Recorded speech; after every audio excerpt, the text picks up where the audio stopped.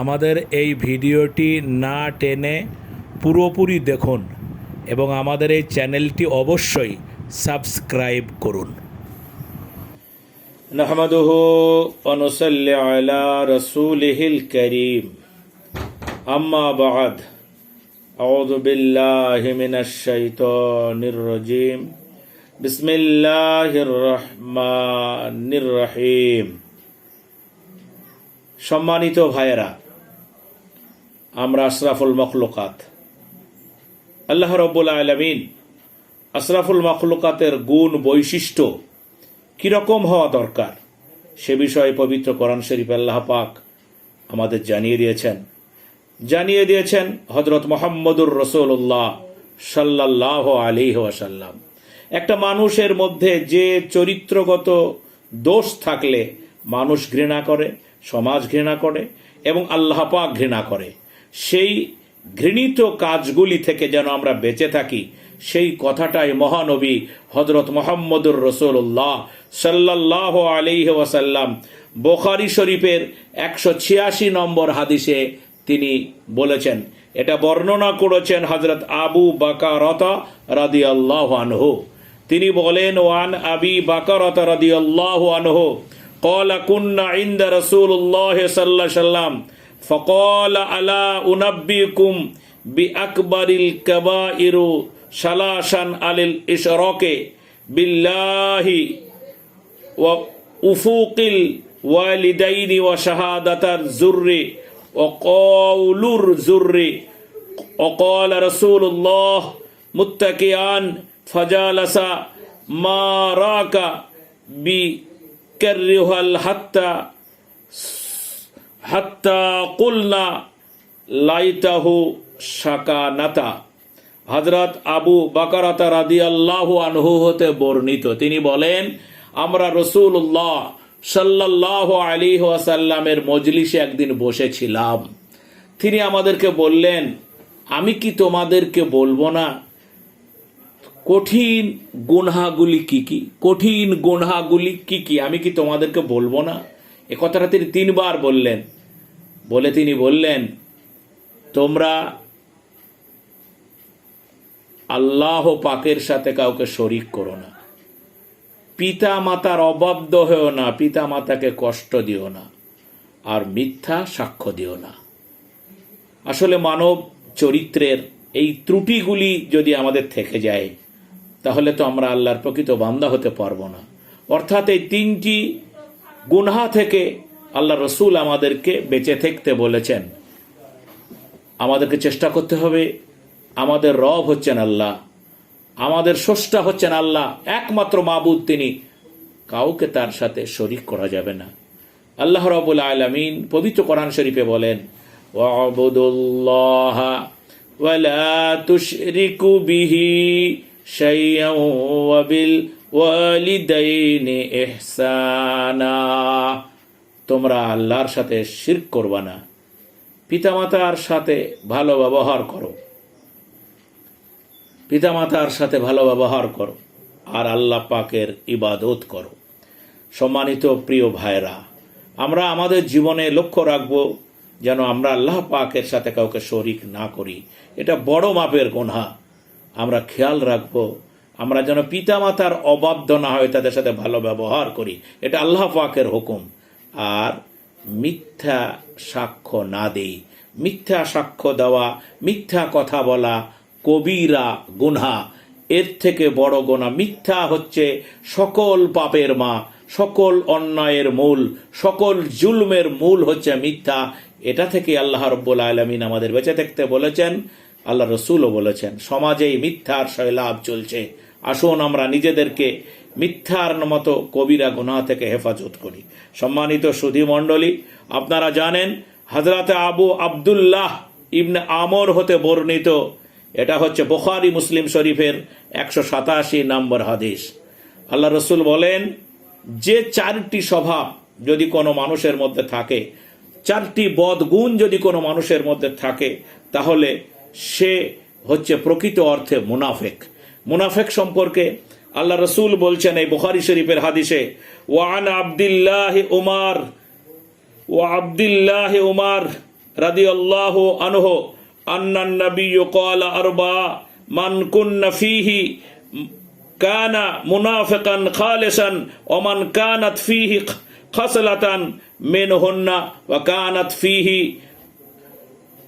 খাসলাতান মিনান নিফাকে হাত্তা ইয়াদাহাকা ইযা আউতিম্মান্না খাফা ওয়া ইযা হাদ্দাসা কাযাবা ওয়া ইযা ওয়াহাদা ওয়া ইযা আদা আখলাফা ওয়া ইযা খাসামা ফাজারা।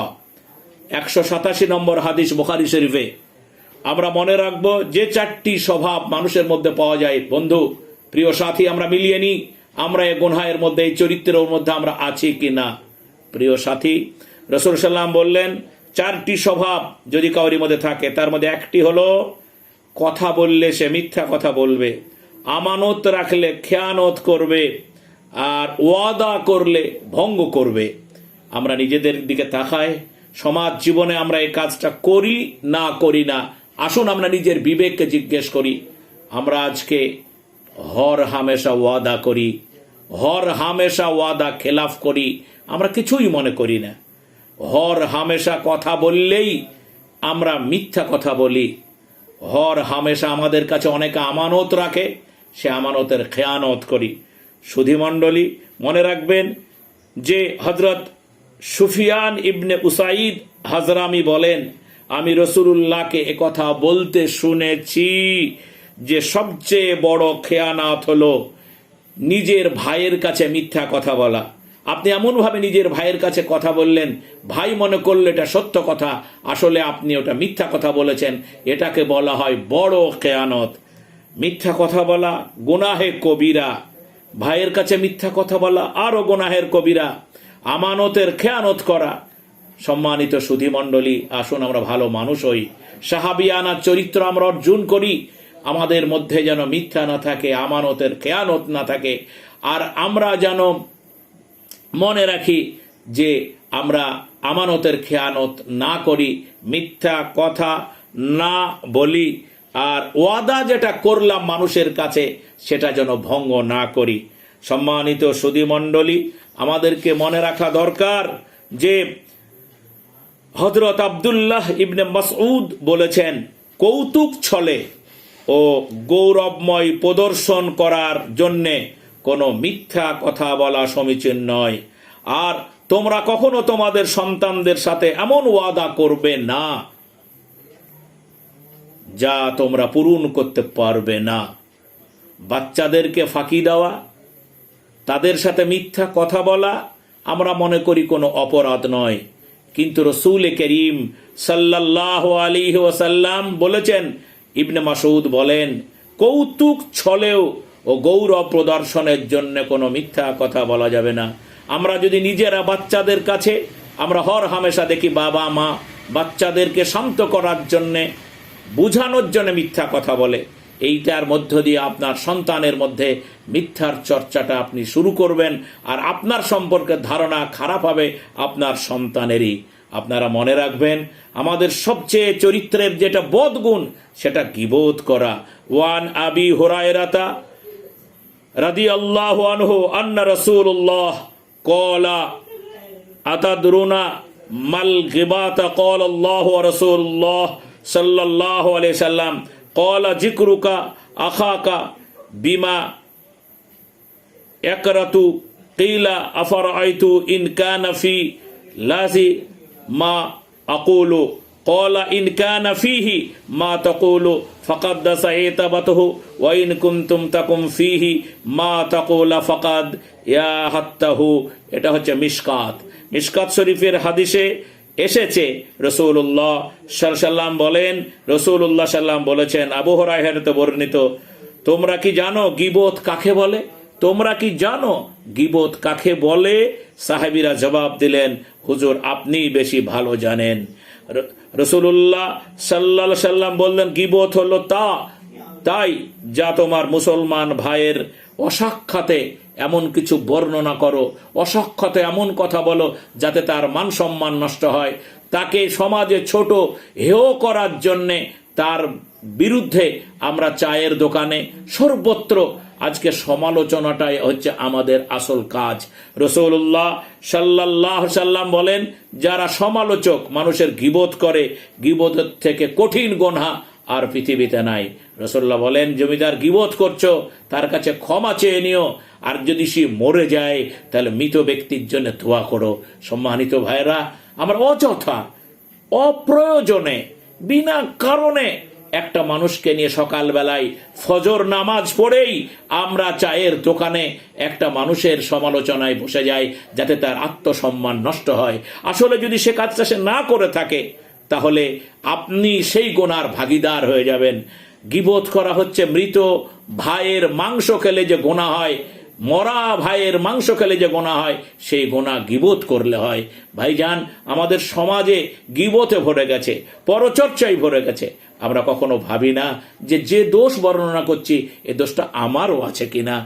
সম্মানিত সুধীমণ্ডলী, কারো যদি কোনো দোষ দেখে থাকেন, তাহলে আপনার দায় হবে, আপনার কর্তব্য হবে তাকে নিরালায় একান্তে ডেকে বলে দেওয়া, ভাই এগুলো সংশোধন করে নেওয়া ভালো।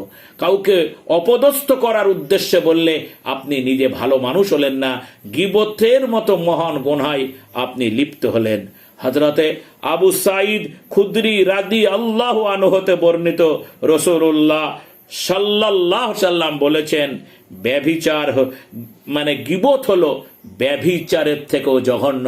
কারণ আল্লাহ রাব্বুল আলামিনের কাছে তওবা করলে ব্যভিচারের মতো গুনাহ মাফ হতে পারে, কিন্তু আপনি যদি তওবা করলে গুনাহ মাফ হতে পারে ব্যভিচারের, কিন্তু আপনি যার গীবত করছেন, যাকে ছোট করার জন্য পরচর্চা করে ছোট করে দিতে চাইছেন, সে যদি আপনাকে ক্ষমা না করে, আপনার কোনোদিন ক্ষমা হবে না।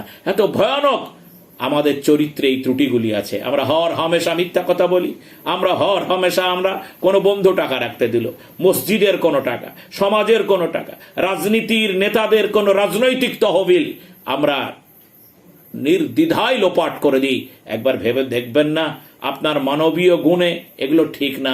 এগুলো আল্লাহ রাব্বুল আলামিন, আমার রাসূল করিম সাল্লাল্লাহু আলাইহি ওয়াসাল্লাম নিষেধ করেছেন। আমাদেরকে মনে রাখতে হবে সম্মানিত সুধী মণ্ডলী, হযরত আনাস হতে বর্ণিত, রাসূলুল্লাহ সাল্লাল্লাহু আলাইহি ওয়াসাল্লাম বলেছেন, গীবতের কাফফারা হলো এই যে তুমি যার গীবত করেছো তার জন্য মাগফিরাতের দোয়া করবে। তুমি দোয়ায় এই বলবে যে, হে আল্লাহ, তুমি আমার ও তার গুনাহ মাফ করো। গীবত খুব কঠিন জিনিস ভাই। আমরা আজকে দেখি রাজনৈতিক মঞ্চে যার কোনো দোষ নাই, যে কোনো ভুলই করেনি, আমরা নির্দ্বিধায় রাজনৈতিক স্বার্থে তার এমন সমালোচনা করি, দেখা যায় সেটা বাস্তবে সত্য নয়। ধর্মীয়ভাবে আমরা দেখি এমন একজন আলেম যার সে বদগুণ নাই, আমরা নিজেকে তুলে ধরার জন্যে আমরা তার বদগুণটা সমাজে বলে থাকি। পাড়া প্রতিবেশীর ক্ষেত্রেও দেখি কাউরি প্রতিহিংসা পরায়ণ হয়ে তার সমালোচনা করি মানুষের কাছে ছোট করে দেওয়ার জন্যে। এগুলি মানবীয় গুণ নয়। মানুষ মানুষের তরে, মানুষ মানুষের জন্যে। আল্লাহ পাক আমাদেরকে এই নেক আমলগুলি করার তৌফিক দান করুন। সুস্থ সমাজ গড়তে আল্লাহ পাক আমাদের নৈতিক চরিত্রে বলবান হয়ে সমাজে সঠিক মুমিন মুসলমান হওয়ার তৌফিক দান করুন। আমিন। ওয়া আখিরু দাওয়ানা আনিল হামদুলিল্লাহি রাব্বিল আলামিন।